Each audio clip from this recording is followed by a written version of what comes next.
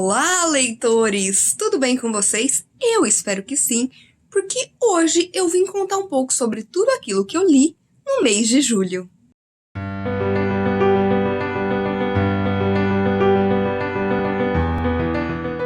Julho foi um mês lotado de boas leituras, até porque a gente teve a maratona literária de inverno promovida pelo Geek Freak, e eu acabei me dedicando ainda mais às leituras e conheci histórias maravilhosas. Tenho muita coisa para contar para vocês hoje, então vamos lá! A primeira leitura que eu concluí em julho foi aí o terceiro volume da série dos Bridgerton, da Julia Quinn, que foi Um Perfeito Cavalheiro. Em Um Perfeito Cavalheiro, a gente vai conhecer mais da história do Benedict Bridgerton e principalmente da Sophie. A Sophie, ela é uma filha bastarda de um conde. Esse conde não assumiu ela como filha, ele acabou se casando depois com uma outra mulher que já tinha 2 filhas, e quando ele morre, a Sophie basicamente vira aí uma serviçal delas. Só que ela tem o sonho de participar aí de um grande baile da aristocracia, que seria de direito dela se ela tivesse sido reconhecida como filha desse conde. E em uma noite, ela resolve que ela vai participar de um baile de máscaras que os Bridgertons estão dando, e assim ela não vai ser reconhecida. Chegando lá, ela conhece o Benedict e os dois se apaixonam. Mas é aquilo, né? Chegou um momento em que ela precisou correr pra casa pra que nem a madrasta, nem as filhas dela soubessem que ela também estava naquele baile. E deixou pra trás apenas uma luva. É claro que o Benedict vai fazer todo o possível pra encontrar a Sophie, mas ele não vai conseguir. O que acontece é que alguns anos se passam e os dois se reencontram. Mas o Benedict não tem ideia que a Sophie é aquela mulher mascarada que é o amor da vida dele, mas ela sabe sim que ele é o Benedict Bridgerton. E aí eles serão forçados, né, por coisas e acontecimentos a ficarem um tempo juntos, e a história vai se desenrolando a partir daí. Esse é um reconto de Cinderela, claro, e ele tinha tudo pra cair em algo extremamente clichê. Nada original e aquela coisa que você ia falar assim, precisava? Porém, eu posso dizer que eu gostei bastante desse volume. Eu acabei dando 4 estrelas. Primeiro porque a escrita da Julia Quinn, ela é muito gostosa. Quando você lê um livro dos Bridgertons, parece que o tempo ele corre. Parece que você pode ler de uma vez só se você quiser, porque a leitura é muito fluida e é uma delícia. Confesso que no começo dessa história, quando eu comecei a conhecer mais aí do Benedict, eu já falei assim, não, Benedict se tornou o meu Bridgerton favorito. E aí ele vai ter umas atitudes bem babacas e arrogantes. Uma coisa também que me deixou meio assim foi o quão submissa essa personagem da Sophie é. Eu entendo que naquela época as coisas eram diferentes, eu entendo que aqui é um reconto de Cinderela, mas às vezes eu só queria que ela conseguisse se impor mais. Mas, no geral, eu gostei bastante dessa história, funcionou bem comigo. Eu também gostei de ver bastante da Violet, que é a mãe aí da família Bridgertons, e que aqui eu achei ela sensacional, parece que em cada livro ela brilha mais e mais, e com certeza foi um livro muito gostoso que funcionou comigo. Agora, vocês sabem que eu falo aqui basicamente em ordem cronológica as minhas leituras, porém, este próximo livro foi o último que eu concluí no mês de julho, mas eu preciso encaixar ele aqui porque foi Os Segredos de Colin Bridgerton, 4º livro dos Bridgertons da Julia Quinn. Em Os Segredos de Colin Bridgerton, a gente vai saber mais do Colin, que a gente viu até esse momento como um personagem secundário, mas extremamente divertido, extremamente engraçado. Você vê o relacionamento que ele tem com as pessoas e com os irmãos. Mas aqui a gente não vai só conhecer mais do Colin, a gente também vai conhecer a Penelope Featherton. A Penelope é outra personagem ali secundária que a gente já viu em outras histórias até esse momento, e que eu posso dizer que eu amei essa personagem, talvez por ter me identificado muito com ela. Ela é uma mulher gorda, ela é uma mulher inteligente, ela é uma mulher engraçada, ela é maravilhosa. Só que como ela não faz parte do padrão da sociedade, ela acaba sendo ali vista como solteirona. Então ela chega numa determinada idade em que as outras mulheres já estão casadas, mas ela não. E além disso, ela sempre foi muito apaixonada pelo Colin. Só que aconteceu algo no 3º livro, Um Perfeito Cavalheiro, em que basicamente ele falou assim, ela é maravilhosa, ela é incrível e tudo mais, mas eu não vou casar com ela. E ela ouviu. Desde então, anos se passaram e os dois vão começar a conversar cada vez mais. E aí ele vai começar a perceber que ela é uma mulher sensacional, que ela é extremamente inteligente, que ela faz ele rir, ela faz com que ele se sinta bem, ela é linda, e que ele só percebeu isso agora porque antigamente eles não conversavam muito. Ela era mais ali a amiga de uma irmã mais nova dos Bridgertons, que é a Eloise. Só que tanto a Penélope quanto o Colin têm segredos.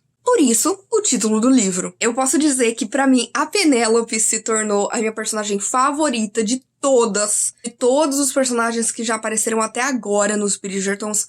A Penélope, assim, eu fiquei completamente apaixonada por ela. O Colin, eu acho que muita gente vai se decepcionar com esse livro, porque a gente sempre viu ele sendo um cara super espirituoso, super legal. E aqui, como o livro vai ser mais focado nele, a gente vai ver um outro lado que muita gente não tá preparada. Primeiro porque sim, ele vai ter umas atitudes babacas, e quando eu digo babacas, eu quero dizer machista escroto. Tanto que esse foi o único motivo pelo qual eu não dei 5 estrelas pra esse livro. Mas ele também vai mostrar um lado dele mais humano, que é um lado que sofre com algumas coisas, que queria que a vida dele fosse diferente, que não está satisfeito com as coisas, e isso vai ser interessante. Mas eu acho que realmente aqui, o protagonismo dessa história não é dele, e é sim da Penélope. Esse se tornou, pelo menos até agora, o meu livro favorito dos Bridgertons. Eu sei que muita gente não gosta dele, acha ele meio lento, acha meio arrastado, mas, gente, eu devorei esse livro, eu amei aqui o que a Julia Quinn fez, as reviravoltas que ela colocou nessa trama. Eu tive momentos que eu chorei, tive momentos que eu ri, tive momentos que eu fiquei nervosa. As cenas hot da Julia Quinn continuam sensacionais. Eu mal posso esperar pra continuar essa série, que agora eu finalmente cheguei na metade, mas eu não sei se algum livro irá superar pra mim Os Segredos de Colin Bridgerton. Então eu li o famoso O Senhor das Moscas, do William Golding. O Senhor das Moscas é uma distopia bem conhecida, geralmente é colocada junto com livros como 1984, do George Orwell, Fahrenheit 451, do Ray Bradbury, e Admirável Mundo Novo, do Aldous Huxley. Aqui nós teremos uma queda de avião em uma ilha misteriosa, e nesse avião tinham diversos meninos britânicos, né? Desde mais novinhos, ali nos 4 anos, até, sei lá, 12, 13. E o nosso protagonista aqui é o Ralph, e o Ralph, ele é basicamente o líder desse grupo de meninos que estão buscando aí sobreviver até que alguém possa vir resgatá-los. E aí ele conta com a ajuda do Porquinho, que é um outro garoto, que é aquele estereótipo de nerd, que é gordo, que usa óculos, que é extremamente inteligente, que parece muitas vezes ser a única voz da razão ali. E juntos eles decidem que o mais importante é construir uma fogueira para que faça fumaça e que eles sejam encontrados, que qualquer avião ou navio possa ver que tem alguém ali naquela ilha. No entanto, vai aparecer aí um antagonista, que é o Jack, que é um outro menino, que ele vai achar que, na verdade, o mais importante é caçar. Sabe? Não é isso de ficar esperando o resgate. Ele vai ser muito mais tipo, não, nós estamos aqui, não temos supervisão dos nossos pais, podemos criar a nossa sociedade e vamos aproveitar. E aí existe um embate entre eles e as suas ideologias. O que nenhum deles sabe é que existe um monstro nessa floresta e eles vão ter que lidar com isso. O que eu achei do Senhor das Moscas? É um livro que eu sempre ouvi falar muito bem, ele ganhou o Nobel. E eu acho que o mais especial dele não está nas palavras que o autor coloca. Eu acho que o autor, ele escreve de forma simples, mas ele não tem uma maneira de te prender tanto na história. Nos personagens falta muito carisma, então é difícil você se apegar a qualquer um ali. E é exatamente por isso que o que eu mais gosto nessa história não é o que é dito, mas é o que fica nas entrelinhas. Porque o que o William Golding faz aqui é trazer muitas reflexões para o leitor a respeito do ser humano e da sociedade. Principalmente sobre a natureza humana. Ele vai trazer aqui uma grande reflexão que veio aí da premissa do Jean-Jacques Rousseau, que era de que Será mesmo que o homem é bom e a sociedade o corrompe? Será que o ser humano, ele nasce ruim ou ele se torna ruim? Essa é uma história muito complicada de se explicar e de se digerir, porque ela tem muitas alegorias, que é algo que eu gostei bastante, só que a linguagem não me pegou tanto, e nem mesmo esses personagens. Porém, eu entendo que essa é a intenção do autor, de te mostrar pessoas com qualidades e defeitos, que ainda estão na sua formação de caráter, que agora estão longe da sociedade e precisam criar a sua própria sociedade, com a sua própria hierarquia, e que precisam achar uma forma de não apenas sobreviver ali, mas conviver, que é a parte mais difícil. E esse é um livro com muita violência, ele é um livro muito cru, ele é um livro indigesto. Não amei tanto assim, não amei tanto assim. Porém, eu acho ele sim um livro necessário. Necessário principalmente para que o leitor possa refletir sobre tantas questões que nos rondam diariamente. Apesar de eu não ter amado, sim, eu recomendo a leitura de O Senhor das Moscas. Depois eu preciso falar que eu concluí a série de mangás Parasite, do Hitoshi Awaki. O volume 8, ele já tinha trazido aí muitos acontecimentos, não teve jeito, foi realmente o meu mangá favorito, mas o volume 9 ainda se aproveita desse clímax no qual a história chegou, em que os militares estão tentando caçar os parasitas. E eles percebem que existe aí uma grande concentração deles na prefeitura, porque, como eu já disse anteriormente, a gente teve aí um prefeito e várias autoridades que foram tomadas por parasitas e que, a partir disso, conseguem dominar cada vez mais a sociedade. E para isso, o exército vai bolar um plano de que tem um atirador no telhado dessa prefeitura e que os civis precisam sair ali em fila e eles vão passando por um raio-x, que assim eles conseguem já detectar quem é um parasita e eliminar. Só que as coisas não são tão simples e eles trazem, para ajudar ali nessa campanha, um serial killer que foi preso e ele consegue sentir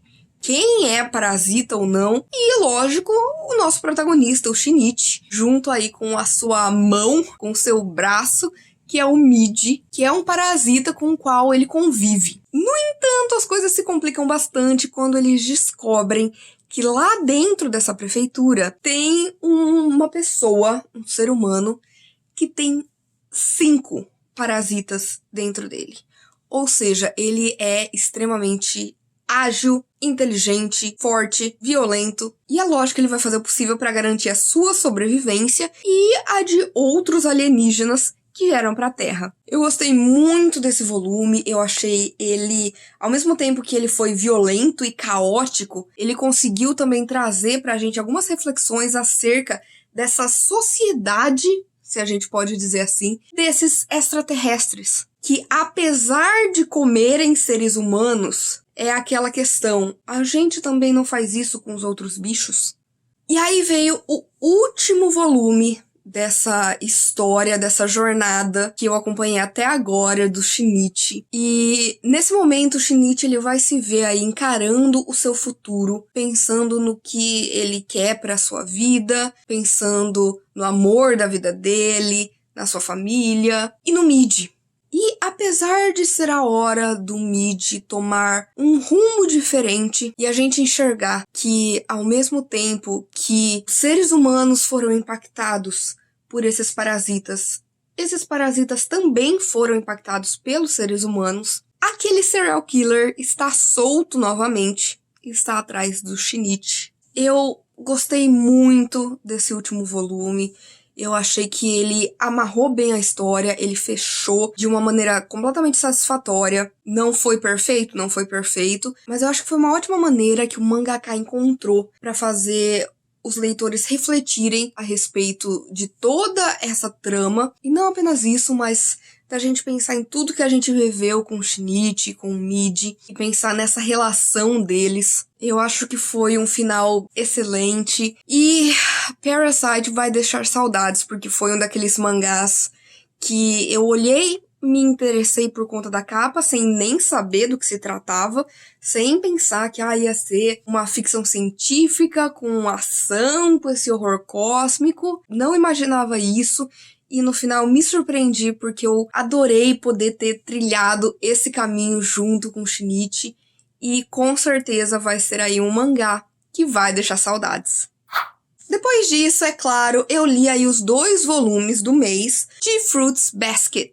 O volume 13 foi interessante porque aqui a gente tem a Toru, que é a nossa protagonista, tentando aí reaproximar a Otani, que é uma das suas melhores amigas, com um cara que ela conheceu e que ela se apaixonou, mas ela se nega a admitir isso, e que a Toru descobriu que é um membro da família Soma.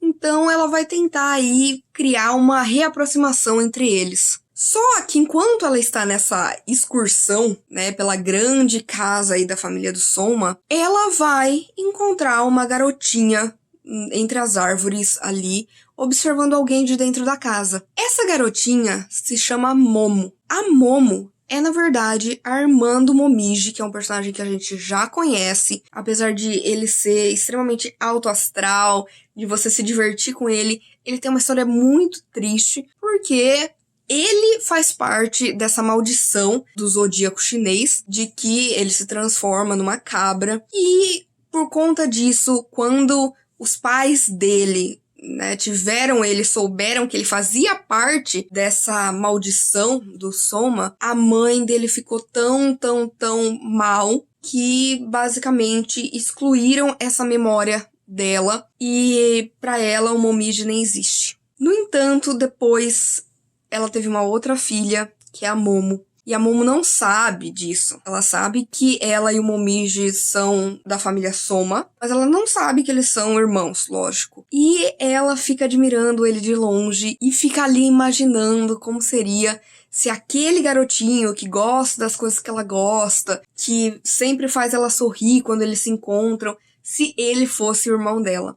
Então, isso é uma parte muito interessante. Além de que aqui a gente vai ver mais do Yuki, que é um protagonista, quebrando as suas correntes e tentando se libertar de todo o mal, todo o abuso que ele sofreu por Akito, que é o patriarca dessa família. A única coisa que eu não gostei nesse volume é uma coisa que eu já falo aqui, vou falar de novo. Eu sei que é uma história dos anos 2000, então pode ser isso, mas a edição me tirou um pouco da história, eu acho que ficou um pouco truncado. Porém, a história em si, eu estava gostando.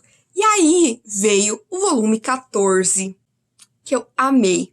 Porque o volume 14, ele vai focar na Rin. A Rin é uma personagem que é muito tímida e misteriosa, então a gente não soube muito dela até agora. A gente sabe que ela faz parte dessa maldição, que ela se transforma em cavalo, e que ela teve um relacionamento com outro personagem aqui da família Soma, que é o Hatsuharu. E a gente vai conhecer um pouco mais do drama pessoal dela, de como ela e o Hatsuharu se apaixonaram, e de como, mais uma vez, o Akito, que eu não suporto, que é a intenção, né, gente? A gente odiar o Akito. Ele não permitiu que isso acontecesse, não permitiu que eles ficassem juntos. Isso despertou a sua ira, e foi a partir desse momento que a Rin decidiu que ela ia quebrar essa maldição. E agora, quem também está tentando quebrar essa maldição é a Toru.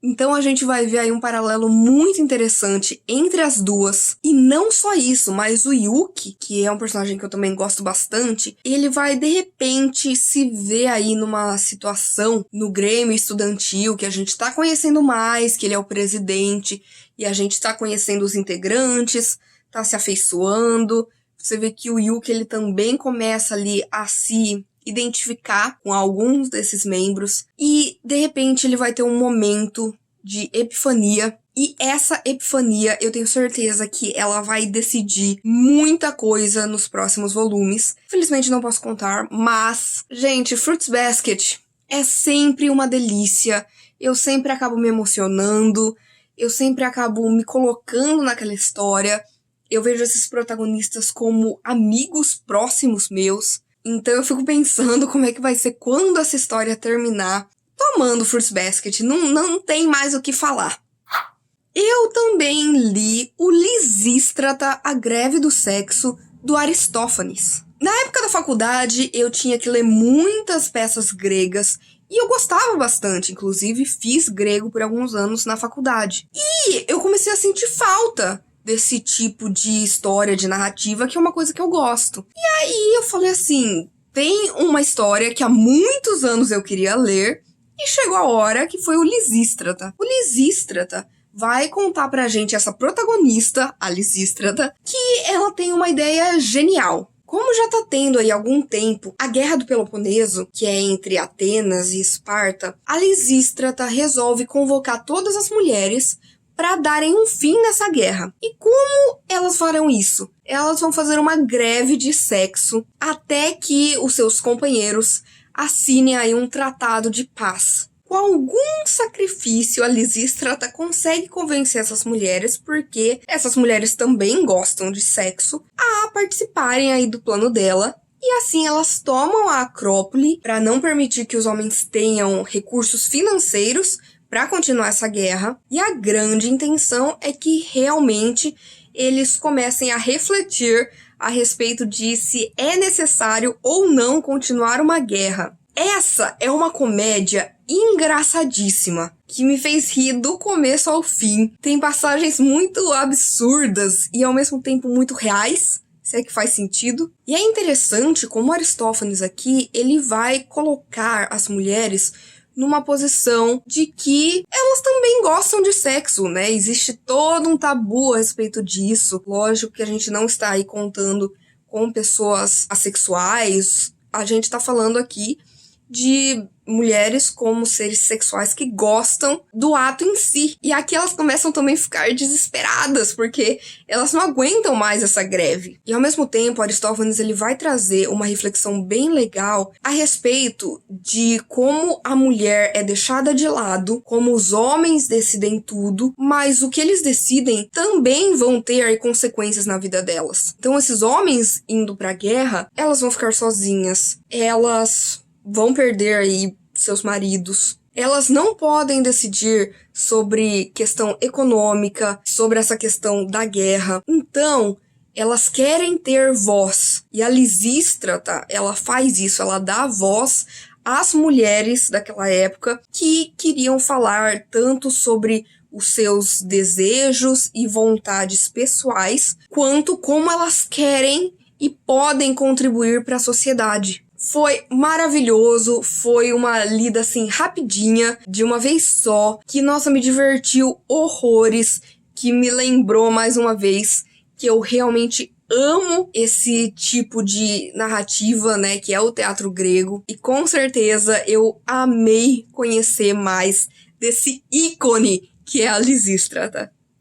Os próximos livros que eu vou falar aqui são livros que eu li na maratona literária de inverno, então talvez eu não entre em tantos detalhes, porque já saiu o vlog da MLI, que eu postei semana passada, então tá aí pra vocês assistirem, que eu fui lendo esses livros e comentando ali em tempo real com vocês o que eu tava achando dessas histórias. O primeiro livro que eu finalizei na maratona era um livro que eu queria ler do começo ao fim há muito tempo, que é o Night Shift, Sombras da Noite, do Stephen King.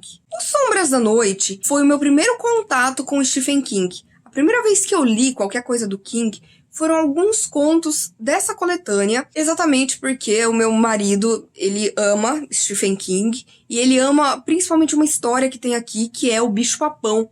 Ele falou, você precisa ler, e foi de fato aí a primeira coisa que eu li do Stephen King. E a partir desse momento eu li várias outras histórias desse livro, mas nunca li ele do começo ao fim.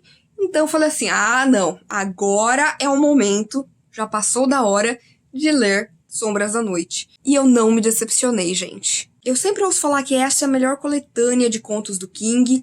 Não duvido. Foi a única que eu li até agora, mas foi sensacional. Aqui a gente tem 20 contos mostrando o King em todas as suas facetas. Todos os diversos tipos de horror que ele explora. Tem sim alguns contos que são mais fracos. Tem, toda coletânea tem, gente. Mas mesmo esses mais fracos foram histórias que eu gostei. Então, não tem como eu vir contar pra vocês sobre os 20 contos, é impossível, mas eu queria destacar alguns deles. Primeiro, lógico, o Bicho-Papão é uma história assustadora de um homem que resolve contar aí a sua história com um bicho-papão e ele vai até um psiquiatra e fala, olha, só quero contar as coisas que aconteceram na minha vida. E o interessante é que a gente vai ficar aqui se perguntando se o monstro é, na verdade, o bicho-papão ou se é o homem.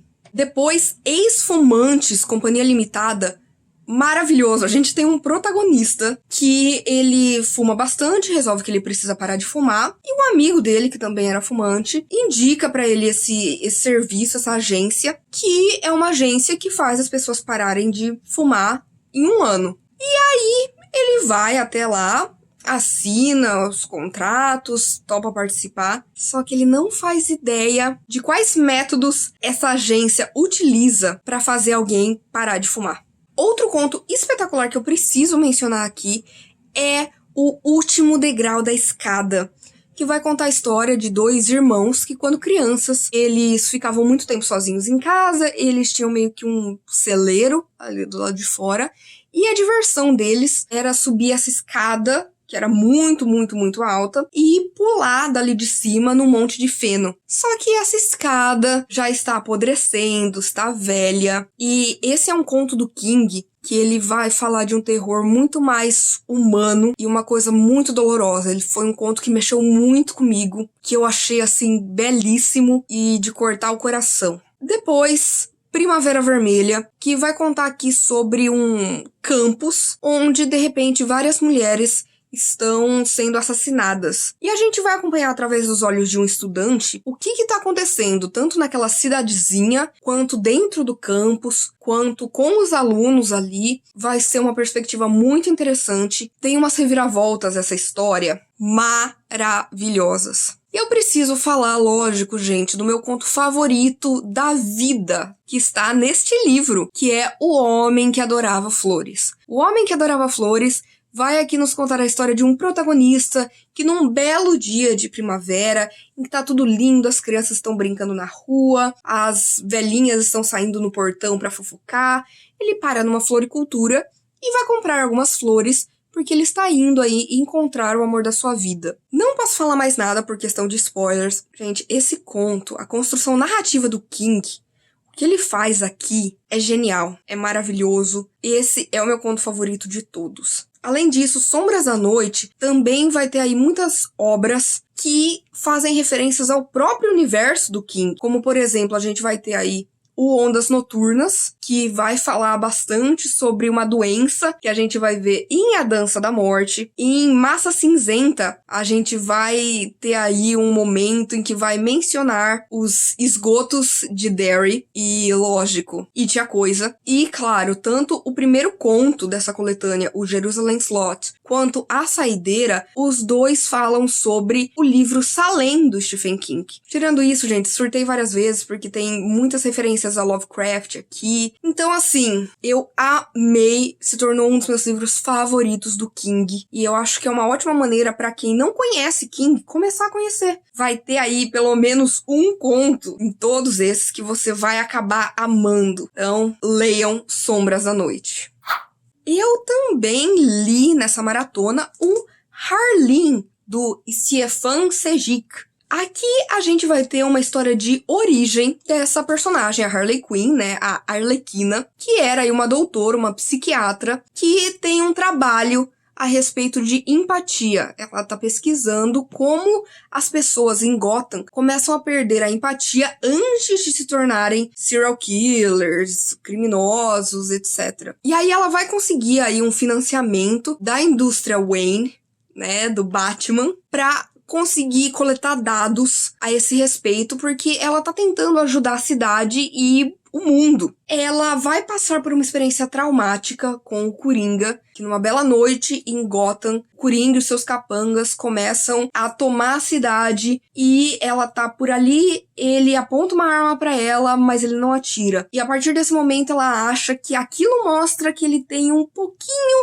fiozinho de empatia. E aí você vai ver ela, aí com outros grandes vilões do Batman, tentando descobrir mais sobre eles, sobre a vida criminosa deles, mas principalmente a sua experiência com o Coringa, e como eles vão se conhecer e como aquilo vai se tornando um relacionamento abusivo e tóxico. Aqui existe muito essa metáfora do Nietzsche, de que quando você olha pro abismo, o abismo também olha pra você. Então, ao mesmo tempo em que ela vai estar ali estendendo a mão, tentando tirar o Coringa disso, ele também vai estar fazendo joguinhos mentais dele ali pra tentar levar ela pro lado dele. Essa é uma graphic novel extremamente gráfica, cheia de violência, sangue, difícil de ler, ela é dolorosa, ela não é uma dessas graphic novels que você vai ler de uma vez, porque ela tem muito pra você digerir. Você vai ver como essa personagem, que é tão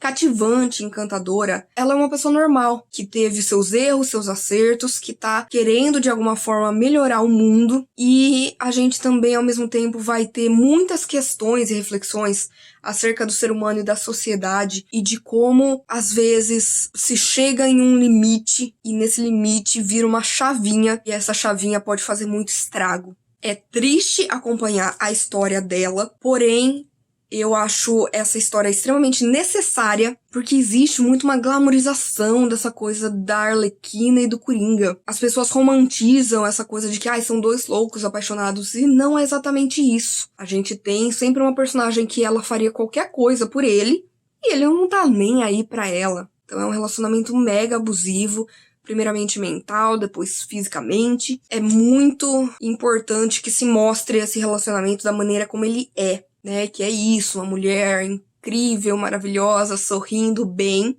na verdade destruída por dentro. Apesar de todos esses gatilhos, se vocês se sentirem bem para ler essa história, leiam Harleen. Eu também concluí a leitura do livro do mês do Projeto Christie, que foi o Partners in Crime, Sócios no Crime. Em Sócios no Crime, a gente vai ter uma coletânea aí de contos, porém em ordem cronológica, em que nós saberemos mais sobre o Tommy e a Tuppence Beresford. Esses são dois personagens que apareceram primeiramente no livro O Adversário Secreto, ou O Inimigo Secreto, e lá eles precisavam de dinheiro e resolvem abrir aí uma associação de detetives e vão aí encontrar um grande caso. É um livro lotado de ação. E aqui eles estão casados há alguns anos e a Tuppence, ela tá reclamando porque ela não aguenta essa vida monótona de dona de casa. Ela quer voltar a investigar. E aí vai reaparecer um personagem aí importante no outro livro da Agatha e vai falar pra eles, olha, tem essa agência de detetives e eu preciso que vocês dois tomem conta dela por um tempo. E é o que eles fazem. Como qualquer coletânea, tem alguns contos melhores, outros nem tanto. Aqui teve muita coisa, assim, que não me surpreendeu, que eu achei que dependia muito do acaso pra acontecer, pra eles chegarem aí à sua solução, e isso me tirou um pouco da história. E outra coisa que eu não vi tanto da Tuppence, que é uma das minhas personagens favoritas da Agatha, inclusive depois do Poirot, ela é minha personagem favorita, mas foi interessante porque eu não gostava do Tommy, e aqui eu comecei a gostar dele. Eu sempre acho ele meio blá, meio, sabe? Enquanto a Tuppence vai e faz e se impõe, se mostra, ele é um cara meio blá com tudo.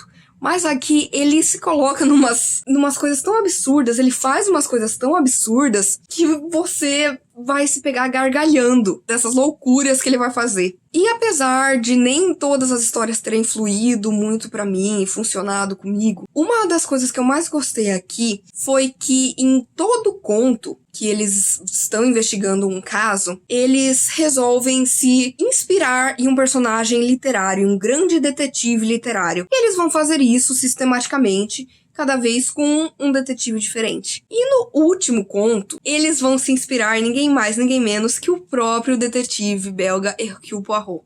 E eu ri muito, porque a Tuppence, ela se vê como Hastings, né, que é o melhor amigo do Poirot. E aí ela fala assim, eu acho então que o nome desse caso será Grande Triunfo de Hastings.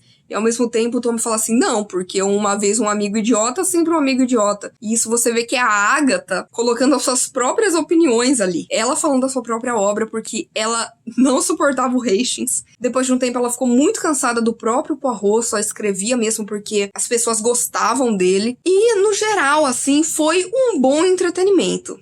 Como vocês já sabem, o último livro que eu falo aqui foi a melhor leitura que eu concluí no mês. E essa foi uma leitura também da maratona. E, gente, não poderia ter sido outro livro favorito de julho que não Vicious, vilão Davi Schwab. Em Vicious, a gente vai ter a história aí de dois amigos que estão na faculdade de medicina, que é o Victor e o Eli. Eles são amigos, mas eles meio que têm ali uma competição entre eles. Saudável até determinado ponto. E aí chega a hora deles decidirem o que eles vão fazer aí, suas pesquisas, seu TCC. E o Eli, ele resolve estudar um tema que é ainda um grande mistério, que é pessoas extraordinárias. Aí você fala assim, o que é pessoas extraordinárias? Aqui nesse universo, são pessoas que tiveram uma experiência de quase morte e quando elas voltaram com algum poder. Só que o Victor vai querer fazer parte dessa pesquisa e isso não vai acabar bem. Porque nós temos aí duas linhas temporais. Nós temos essa linha que se passou aí há 10 anos e nós temos agora o presente em que o Victor saiu da prisão. Ele ficou preso por muito tempo, ele escapou junto com um amigo e agora ele quer vingança do Eli. O que eu posso dizer desse livro sem me estender muito e sem dar muitos spoilers? Foi a primeira vez que eu li algo da Davi Schwab. Eu achei viciante. Sério, quando eu comecei a ler Vicious, eu falei assim, vou ler só o comecinho. E eu não conseguia mais parar. Você fica tão intrigado, primeiro, com esses personagens, segundo, com como a história é contada, porque como ela vai alternando entre as linhas temporais, às vezes chega num momento ali que vai explicar alguma coisa e aí ele volta pro passado. E aí, no passado, quando algo vai acontecer, aí ele vai pro presente. E aí, você fica... que você não aguenta. É muito cliffhanger, sabe? O tempo inteiro. E eu gostei muito do que ela faz aqui em questão de construção de personagem. Porque o título, né, vilão, ele fala muito sobre esses dois protagonistas, o Victor e o Eli. Porque os dois, cada um à sua maneira, acha que eles são, de alguma forma, heróis, de que eles estão fazendo certo. E, pro outro, não, eles são completos vilões. Lógico, gente, eu não vou mentir que eu prefiro 1000 vezes mais o Victor, não suporto o Eli. Foi difícil, inclusive, terminar esse livro, porque chegou um momento em que eu tava tão nervosa com o Eli que eu tive que parar. Vicious foi uma aventura incrível que vai te mostrar uma história extraordinária, extremamente violenta, extremamente crua, mas que ao mesmo tempo você não consegue parar de ler. Aqui vai ter vários gatilhos, principalmente relacionados a assassinatos e suicídios. Porém, se você tem vontade de ler esse livro, se ele tá aí esperando, que nem no meu caso, que ele ficou na minha estante por muito tempo e eu ficava protelando, sério, leia, porque foi uma experiência única. Quando eu parava de ler, eu sentia que eu tava sendo tirada da realidade, que a realidade era o que tava nesse livro e que eu tava saindo disso. E quando eu não tava podendo ler, eu tava pensando sobre essa história. Então, ela tem reflexões muito legais aqui a respeito do ser humano e da nossa natureza, do que é bom, do que é mal. Com certeza, Vilão foi o melhor livro que eu li no mês de julho e um dos melhores livros que eu li em 2021.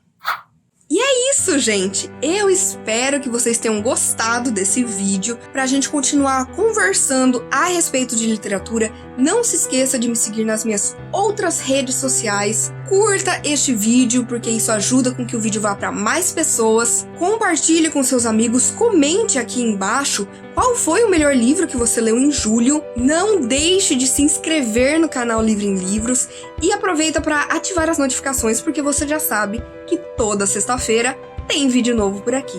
Então a gente se vê na semana que vem.